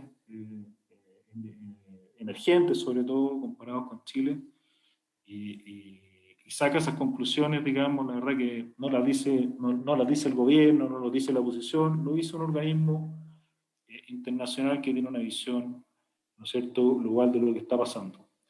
Y si alguien cree que esta crisis, yo la verdad que empatizo mucho con los senadores en general, con los parlamentarios, porque me imagino que cuando salen a terreno todo el mundo encuentra que las ayudas son insuficientes, porque todos estamos peor que antes, eso es un dato. Y ningún gobierno en el mundo, digamos, ninguna economía ha sido capaz de restablecer el nivel de bienestar que tenían los ciudadanos hasta antes de la crisis, al menos en este plazo. Porque la caída fue brutal, digamos. Pero sí, lo importante es cuál es el camino, y ahí me sumo a las palabras de usted, presidente, y de otros senadores que han mencionado, qué es lo que viene hacia adelante, cómo seguimos hacia adelante, cómo impulsamos esta ayuda. Y bueno, solamente para no alargarme, reforzar, ¿no es cierto?, lo que dijo el ministro de Hacienda, entiendo, el día viernes, de todas las ayudas que está impulsando el gobierno, con el bono clase media, con el IFE marzo-abril, que no estaba en el presupuesto, el bono clase media tampoco estaba en el presupuesto, la reforma de pensiones, que tampoco estaba incorporada en el presupuesto, y en ese contexto vamos a seguir avanzando y vamos a seguir gastando en la medida que la situación lo amerite y obviamente la economía se logre recuperar de una vez por todas y salgamos de esta situación. Ahora, sí pronosticamos como Ministerio de Hacienda que el avance de la vacuna nos debería llevar a una situación bastante más favorable, a partir del segundo semestre. Ya estamos viendo los primeros efectos de la población más adulta, digamos, que está vacunada, y los casos COVID que estamos teniendo se han ido aplanando en forma bastante clara, cifras que mostraba el Ministerio de Salud hace un par de días atrás, y eso es bastante aliciente con respecto a lo que viene hacia adelante. O sea, si logramos seguir avanzando el proceso de vacunación, es muy probable que a partir de julio de este año tengamos una situación muy distinta, y obviamente todas estas ayudas fiscales que estamos dando hoy día directamente a las personas se puedan canalizar con más fuerza y con más energía hacia antes venía a la comisión. Es discípulo tuyo, ¿no? Tiene el micrófono pendiente. Eso es, presidente. Muchas gracias. Muy bien, muchas gracias, don Matías Acevedo, director de presupuesto. Me ha solicitado la palabra el senador Ricardo Lago. Antes de que pueda hacernos los comentarios o responder algunas de las consultas del Consejo Fiscal Autónomo. Senador Lago, supongo que está con su vehículo estacionado. Completamente detenido, presidente. ¿Ya? Tiene la palabra, senador. Gusto Sí, de tenerlo en cámara. No, está bien. Sí, es que, bueno, primero, muchas gracias por la palabra. Sé que ha estado siguiendo toda la comisión desde el inicio. Efectivamente. Así lo informamos. Sí, y no pensé que no iba a intervenir, pero me estimuló el director de presupuesto. ¿Ya? Hay mucha duda. ¿Qué lo motiva a usted? Senador Carlos, Lago, tenía el micrófono abierto. Hay mucha duda, senador Lago, ¿de dónde viene usted? Hay una duda ahí. Lo importante no es de dónde uno viene, lo importante no es de dónde uno viene, sino que para dónde uno va. ¿Ya? Eso. Ya. ¿Ah? Presidente, mire, a ver, yo no es que valoro, me parece excelente el informe que nos da don Jorge y el Consejo Fiscal Autónomo, porque sí, yo creo que es un elemento más que ayuda a entender un poco el cuadro general, ¿ya? Lo cual no es una crítica a los informes que hace la Dirección de Presupuesto. Lo digo porque me pareció que hay una sensibilidad, una tecla sensible en el directorio, no era eso. Lo que pasa es que a veces más información, aunque parezca raro, ayuda a tener más claridad respecto a cómo se distribuyen, dónde estuvieron los énfasis, etcétera. De hecho, hemos visto ahora que lo mencionaba el presidente del Consejo Fiscal Autónomo, resaltó un tema que hasta el senador García le llamó la atención y que tal vez no lo habíamos reparado antes, tal vez estaba informado, pero no lo hemos reparado, que era el tema del aumento tal vez de los ingresos vía tributo, ¿ya? El año pasado. Entonces, todos estos elementos yo creo que son importantes y hay que entenderlo con ese espíritu. Ahora bien, dicho todo lo anterior, yo tengo un par de inquietudes que tal vez, no sé si el presidente del Consejo pueda responder o no, o alguno de sus miembros, o es tal vez más pega o responsabilidad, mejor dicho, para el Ministerio de Hacienda, pero, por ejemplo, en el aumento de los ingresos tributarios, cabe pensar que se puede repetir algo similar este año. ¿cuánto de eso estuvo asociado a un mayor consumo como consecuencia de los retiros de los fondos? Que no era poca plata, está hablando más de 30.000 millones de dólares, y que parte importante de esos recursos fueron directamente a consumo. Entonces tiene que haber tenido un impacto, me imagino, ¿ya? Y la pregunta es si eso vamos a tener algo similar. Lo otro, y en un tema más general, y no sé si trata de una pregunta para don Jorge, pero por lo menos para el director de presupuesto, una reflexión. Ciertamente que nadie sabía lo que iba a ocurrir el año pasado. Todos se quedaron cortos de las predicciones, ¿ya? Esto ha sido un drama. O sea, que cualquiera que lea la prensa internacional hoy día se da cuenta que Europa va para atrás. Tienen problemas con las vacunas. O sea, es muy complejo, ¿no? Entonces, no se trata de pasar la cuenta, pero la pregunta es si uno puede sacar lecciones. Y la lección que uno puede sacar es que efectivamente no era fácil tal vez ejecutar el presupuesto en su totalidad, en particular en inversiones, ¿ya? Pero entonces la pregunta, ¿qué conclusión saco yo ahora? Y ahí yo me sumo a una inquietud que manifestó, creo que fue el senador Carlos Montes en la sesión anterior con el Ministerio de Hacienda, respecto a que hay proyectos de inversión que entran a materializarse desde el punto de vista de la contratación de manos de obra, de brazos para trabajar, que implica eso, ha sido un efecto dinámico muy grande. Hay todo un trabajo previo en los proyectos de inversión, que son trabajos que tal vez demandan menos mano de obra, pero que hay que hacerlo de todos modos para poder pasar a la parte de las faenas, probablemente tal. Y para esos efectos, la pandemia, siendo un obstáculo para todos, creo que habían condiciones menos difíciles de superar si se hubieran iniciado esos proyectos de los estudios, de los análisis técnicos, etcétera. Y le pongo un ejemplo, el famoso tren Valparaíso-Santiago, que viene siendo prometido desde el año 1919, ¿ya? Yo no sé en qué estado están los estudios, si se basaron en esa materia o no, para que cuando llegue el minuto de poder construir las cosas, de llevar a cabo la obra, ya tengamos avanzado eso.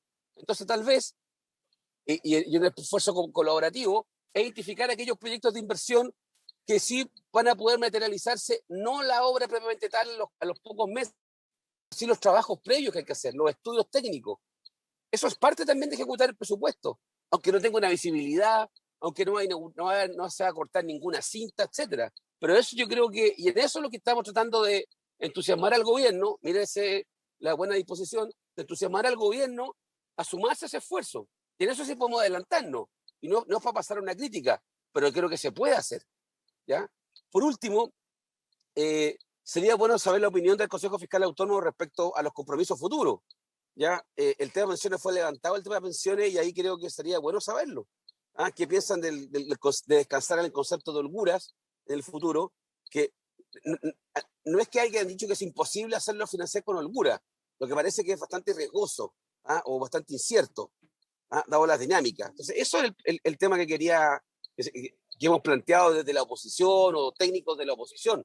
Entonces, la pregunta es, ¿el Consejo Fiscal Autónomo va a tener opinión sobre esta materia? ¿Se le puede consultar formalmente, conocer una opinión específica sobre esto a partir de la propuesta del gobierno y qué implicancia va a tener?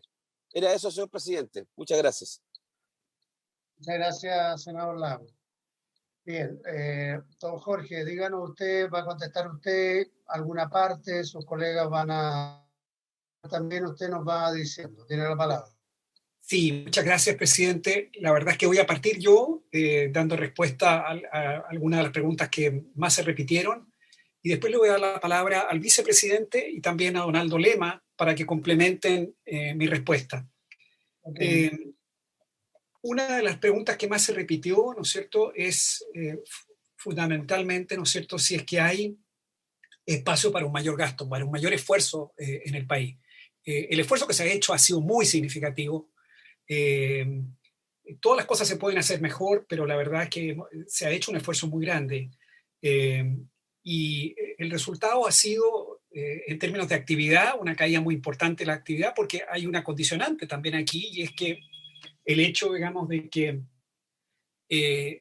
tenemos restricciones a la movilidad de las personas, y entonces muchas personas, digamos, que tienen trabajos que son fundamentalmente informales, digamos, no han podido desempeñar sus actividades, y ha sido muy importante mantener a esas personas, ¿no es cierto?, en sus casas y con ingresos de manera que puedan sobrellevar este periodo. Así que hay un elemento muy importante para adelante, que es saber cuánto tiempo van a durar estas restricciones. Estas restricciones aparentemente se han endurecido ahora y eso naturalmente va a significar una necesidad de un mayor esfuerzo.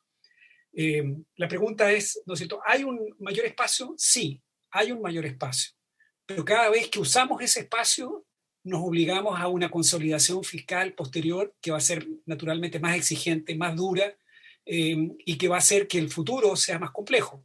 Entonces, desde ese punto de vista hay que calibrar esto, y esto es una tarea, digamos, que no le corresponde a los técnicos, le corresponde a ustedes, a los políticos, ¿no es cierto?, decidir cómo hacerlo. Pero hay que tener claro, digamos, que los espacios que hay están disponibles, digamos, en parte, digamos, porque en los planes COVID hay un espacio, digamos, todavía que no se ha completado. Aproximadamente la mitad, digamos, se ha ejecutado, la otra mitad no se está por ejecutarse. Claramente esa debe ser la primera prioridad. Y fundamentalmente centrarlo, ¿no es cierto?, en ayuda a las familias y a las empresas, digamos, mientras duren estas restricciones. Creemos que, como decía el director de presupuesto, hacia fines de junio deberíamos tener el 80% de la población vacunada, y eso va a significar un cambio importante en el país. Mucha gente, digamos, que no ha podido desempeñar sus actividades habituales va a poder hacerlo. Van a poder, claramente los empleos que se van a recuperar primero van a ser empleos informales. Eso es natural que así sea, digamos, es lo más rápido que puede ocurrir. Pero después, naturalmente, van a venir, va a ser necesario, ¿no es cierto?, poner el énfasis en medidas que generen empleo, en reactivar proyectos de inversión, con todos los comentarios, ¿no es cierto?, que señalaron personas como el senador Monte, el senador Lago, respecto de la importancia, ¿no es cierto?, de la inversión pública, la inversión privada, que van a venir después, digamos, y todo ello, digamos, puede también tomar recursos fiscales. Yo le voy a dar el paso ahora a don Jorge Rodríguez y posteriormente a Donaldo Lema. Muy bien. Don Jorge, tiene la palabra. Gracias, presidente. Muy unas preguntas de temas. ¿Se escucha? Ahora sí, ahora sí. Sí. Ya, muchas gracias, presidente. Le decía, yo me voy a referir a algunas preguntas de temas más micro de los instrumentos que se han utilizado en el fondo COVID y en los otros planes. Pero en primer lugar quería mencionar que el foco del Consejo Fiscal son más bien las cifras macro. Entonces, nosotros nos hemos centrado en nuestros análisis y lo haremos, digamos, también en el futuro, cuando nos toca ir en abril al Congreso, como estipula la ley. Nos enfocaremos más en los temas de sostenibilidad fiscal agregada. Sin desmedro de eso, el cuadro específico de ejecución de las medidas de fondo COVID y de los otros planes de emergencia, si bien no hace una evaluación específica de cada medida, como digo, eso está más allá de nuestro ámbito, pero sí da una pista de cuáles son las medidas que más se han ejecutado. Entonces, al menos eso puede servir como una guía, consideramos nosotros, para saber cuáles medidas o han sido más atractivas para los beneficiarios potenciales. Por ejemplo, cuando uno mira las medidas tributarias transitorias de reversión automática, hay algunas que fueron más utilizadas que otras. Entonces ahí eso podría ser una pista de ver si alguna quizás no era lo suficientemente atractiva y ahí indagar cómo mejorarla. Pero como menciono, es como una hipótesis. Y lo mismo para otras medidas que se ejecutaron de gasto, también puede dar una pista de cuáles son más fáciles y rápidas de ejecutar respecto de otras. Entonces, yo pienso que eso es como una información valiosa.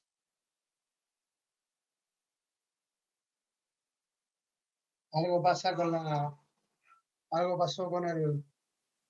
Ahora sí, Jorge. Ahí sí, nos decía que sí. Una evaluación más específica de cada medida no hemos hecho. Tal vez ahí recordar que el Congreso todos los años acuerda con la Dirección de Presupuesto las evaluaciones de programas que realiza la DIPRES, y quizás ahí entonces a partir de la lista y según la ejecución que han tenido, el Congreso podría quizás proponer la DIPRES hacer una evaluación más en profundidad de alguna de esas medidas, pero que eso propiamente tal excedería la labor del CFA.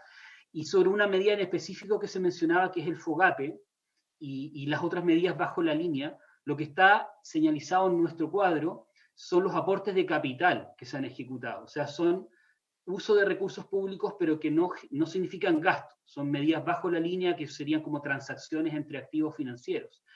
Eso hay que complementarlo con un análisis adicional que la DIPRES hace, que son los análisis de los pasivos contingentes, porque en el caso específico del FOGAPE, el fisco entrega garantías. y esas garantías pueden activarse en el futuro según la ocurrencia de ciertos eventos. Y eso el Ejecutivo lo muestra en su informe anual de pasivos contingentes, que el último fue publicado en febrero, fue subido a la página web de la Dirección de Presupuesto, y por lo tanto ahí nosotros podríamos hacer un estudio más en profundidad de eso y ver el efecto de los pasivos contingentes, porque efectivamente esa es una variable que en términos agregados también puede incidir en la sostenibilidad fiscal. Eso, presidente, de ese tema. Le pasamos la palabra a Aldo. Aldo. Muchas gracias, presidente.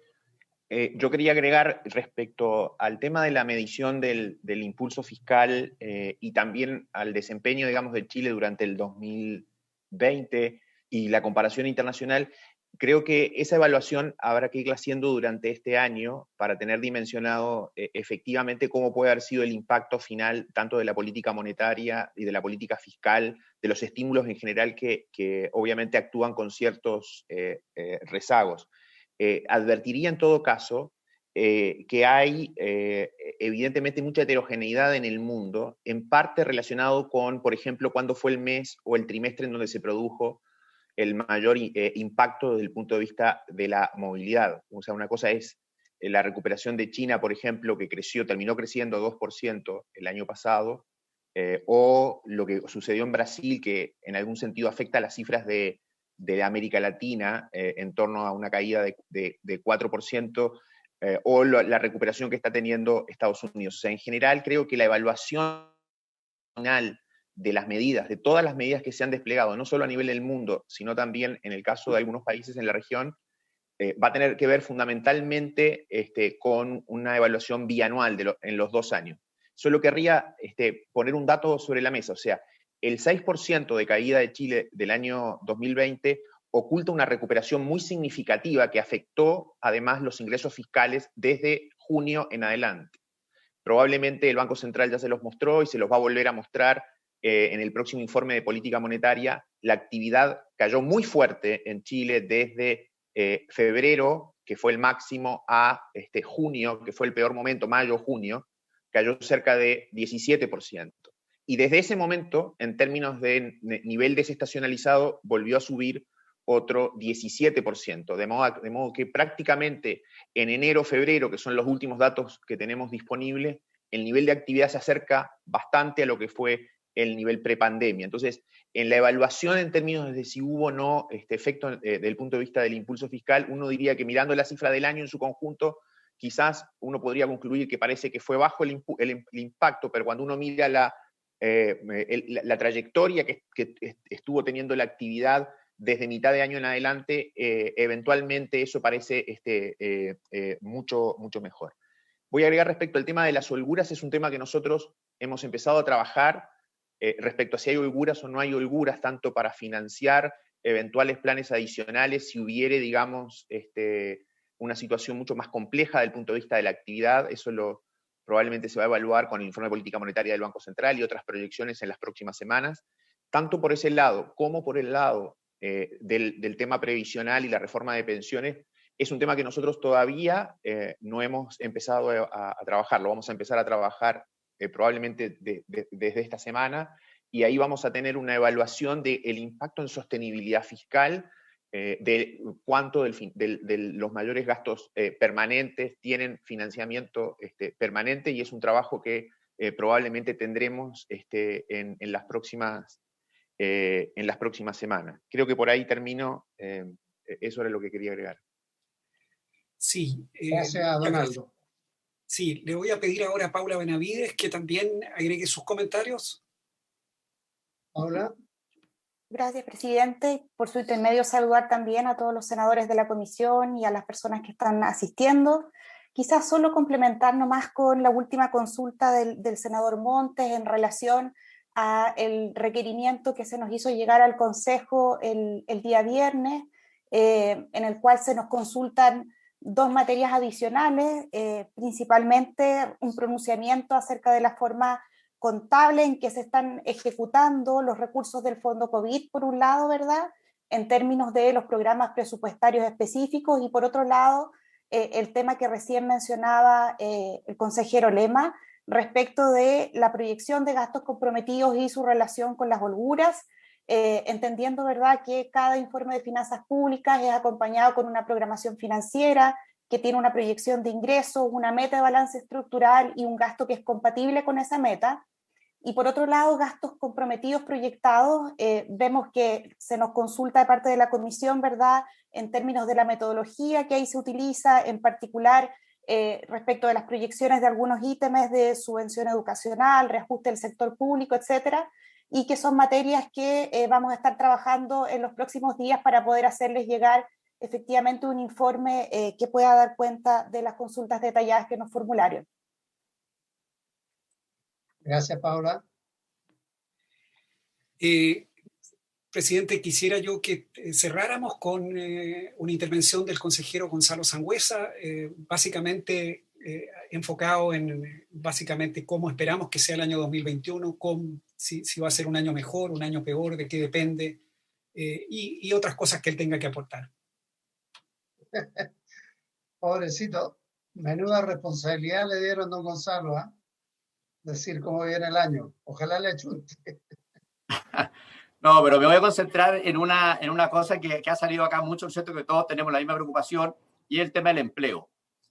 Todos vimos, ¿no es cierto? Y el senador Pizarro mencionó las cifras, ¿no es cierto?, de la destrucción de empleo, y había una recuperación de empleo, pero claramente la calidad de ese empleo todavía no es tan buena porque muchos son trabajadores de cuenta propia, y lo que necesitamos es que se recupere el empleo asalariado. Primero, la variable empleo siempre es una variable rezagada. O sea, siempre se recupera primero la economía y después se recupera el empleo. O sea, siempre va detrás del ciclo. Entonces, vamos a tener desde ese punto de vista que tener paciencia, porque las proyecciones para la economía chilena han ido mejorando porque tenemos un muy buen escenario internacional y seguimos con política monetaria y fiscal expansiva, pero la variable empleo siempre va rezagada. Ahora, entonces la política pública, los subsidios, lo que permiten es adelantar de alguna manera ese proceso y que se recupere más rápido. Solamente para darle algunos datos que yo creo que tenemos que estar mirando, es que nosotros tenemos muy buenos indicadores de confianza empresarial, el famoso INSE que sale todos los meses. Ese indicador se lee muy fácil: sobre 50 de expansión, bajo 50 de contracción. Cuando uno mira ese indicador de empleo en la construcción, en la manufactura, en el comercio, en abril, en mayo, ese indicador estaba en 20. Y cuando lo miramos hoy día, está en todos estos sectores sobre 50. Entonces, al menos ya tenemos el ingrediente, ¿no es cierto?, de que las expectativas empresariales en construcción, en comercio y en manufactura están en el lado positivo en relación al empleo. Por lo tanto, debiéramos ver que continúe la recuperación del empleo, pero obviamente va a ir un poco rezagada de la recuperación de la economía. Siempre va a ir por un poco detrás, y por lo tanto va a ser muy importante que gran parte de los subsidios que van directo a los hogares se vayan trasladando a generar más incentivos a la contratación. Bien, muchas gracias, don Gonzalo. Jorge, ¿algo Bueno, más? yo creo, bueno, hubo muchos más temas que se plantearon, ¿no es cierto? Pero hay algunos de ellos, digamos, como el cuestionario que se nos envió, como el tema de la reforma al sistema de pensiones y su financiamiento, que en realidad nosotros no estamos en condiciones de contestar en este minuto. Nosotros somos un consejo, en primer lugar, tenemos que estudiar los temas, debatirlos y tener una opinión consensuada. Eso es lo que procuramos hacer siempre. Eso lamentablemente toma tiempo, pero queremos hacer bien nuestro trabajo, queremos cuidar esta institución y queremos darles a ustedes la mejor, ¿no es cierto?, asesoría que podamos darles, ¿no es cierto?, con nuestros medios. Así que les vamos a pedir muchas gracias, Jorge. Carlos. No, yo quisiera hacer 3 comentarios a propósito de las reflexiones. La primera, en relación a lo que decía el señor Lema respecto a la caída de 6%, que no habría sido, que dado el contexto no era tan complejo. Yo solo quiero decir de que hay que tener muy presente los 2 retiros del 10% ahí, porque esto generó un estímulo de demanda, generó nuevos ingresos fiscales, en fin, que tuvo un impacto. Y cuando yo dije que había leído estimaciones de que si no hubiera sido por eso, la caída habría sido del 10%.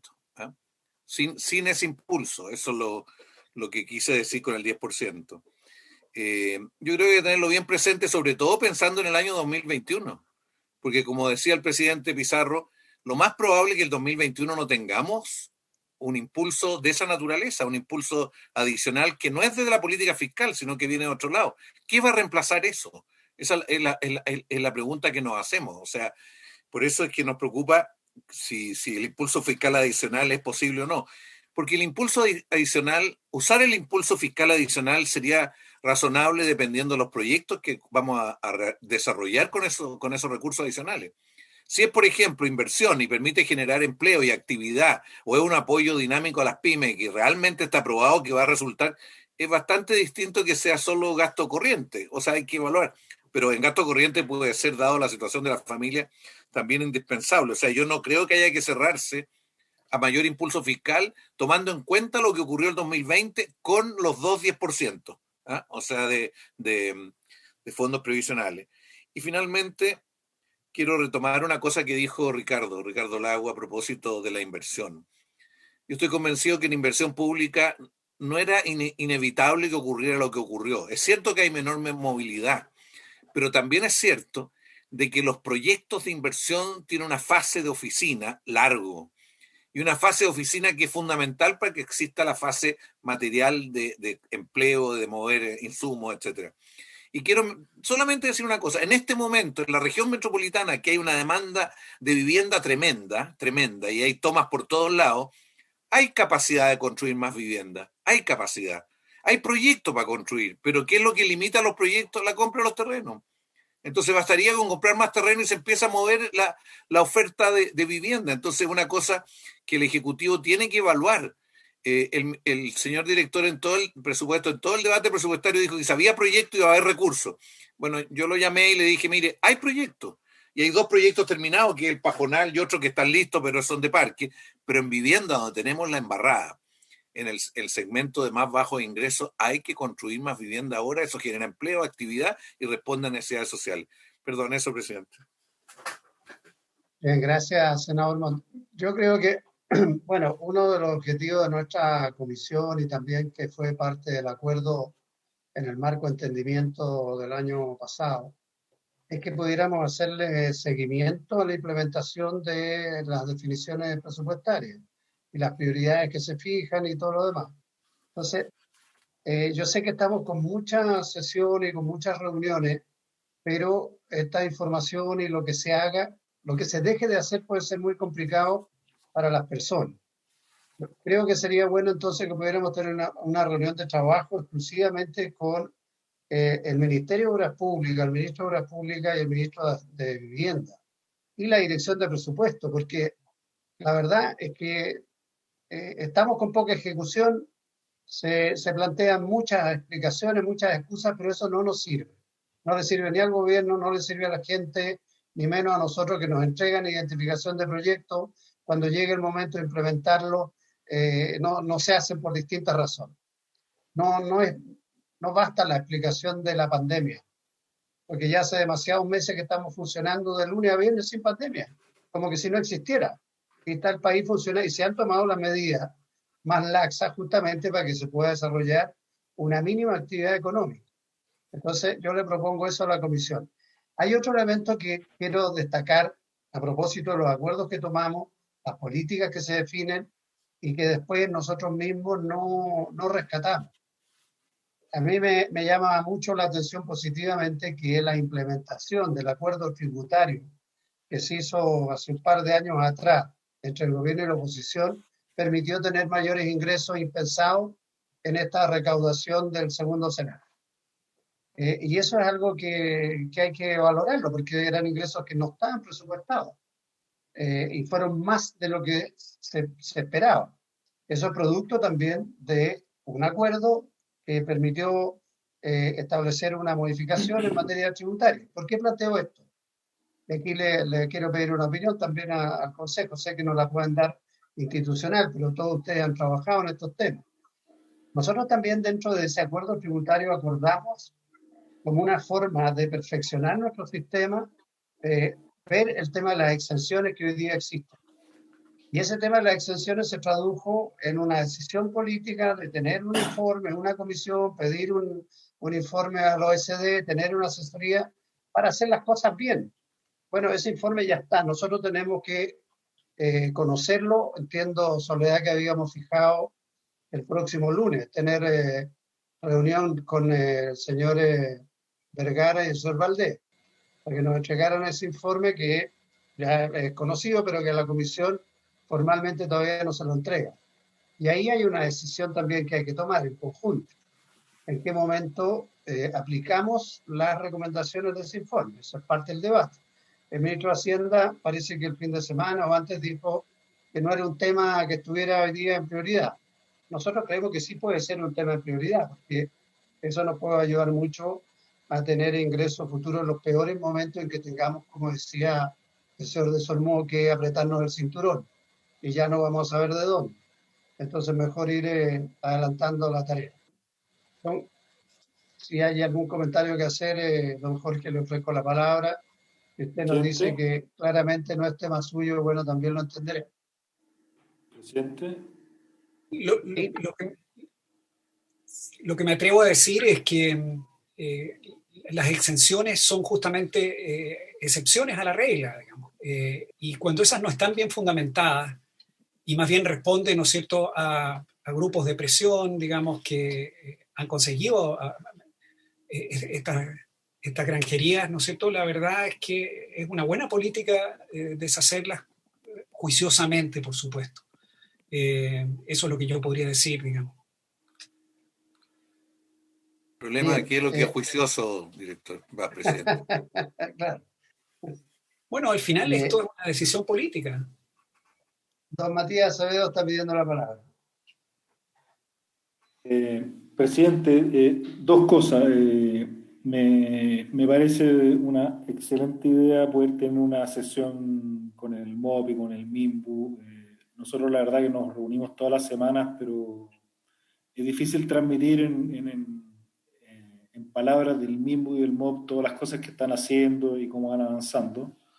Y tomando las palabras del senador Monte, efectivamente hay una parte que es, como digámoslo así, administrativa, y ahí tratamos de hacer nosotros el esfuerzo lo más rápido posible, y entiendo el ministro de Hacienda lo explicó en la sesión del viernes, pero hay otras etapas que dependen exclusivamente de los ministerios de inversores, y hay otras que obviamente dependen de condiciones externas para poder ejecutar esas inversiones. Entonces, tener ese diagnóstico claro y que podamos tener un diagnóstico común nos va a ayudar mucho para la discusión hacia adelante de cómo van avanzando las inversiones, por qué avanzan más rápido, por qué se retrasan, etc.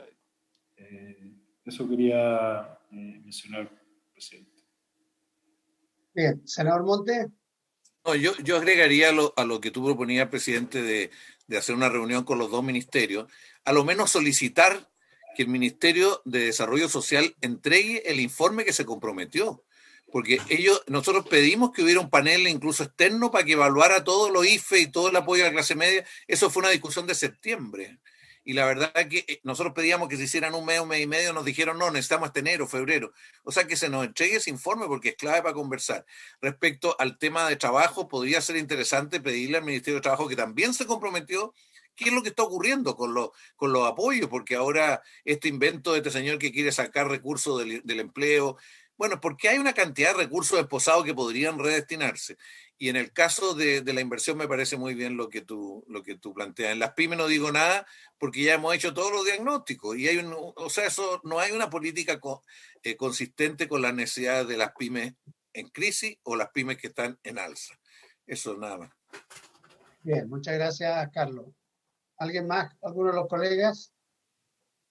Bueno, entonces, formalmente le damos las gracias al presidente del Consejo Fiscal Autónomo y a todos sus consejeros, a la señora Paula Benavides, a don Jorge Rodríguez, vicepresidente, a Bonaldo, a don Gonzalo Sangüesa, a don Mario Aren, gerente de estudios, ¿no? Efectivamente. Para no equivocarnos. Y le agradecemos mucho. Vamos a dejar hasta acá la sesión.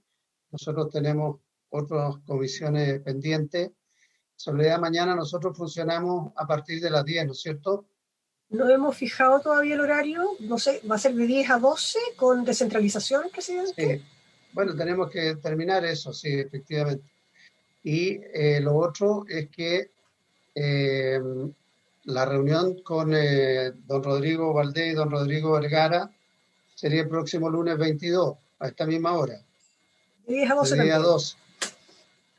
Y decidamos mañana entonces qué día podemos tener una reunión de trabajo de detalle con, al menos con obras públicas, vivienda, la DIPRES, por supuesto, para cotejar toda la información, para que no se tire la pelota de uno a otro, y pedirle información tanto de Mideso como de la Dirección del Ministerio del Trabajo.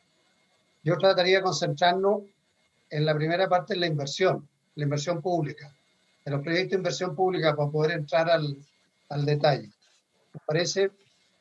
Ok. Súper bien. Bien, pues, muchísimas gracias. Entonces, la comisión nos juntamos mañana y para haberse cumplido el objetivo de ella se levanta la sesión. Muchas gracias.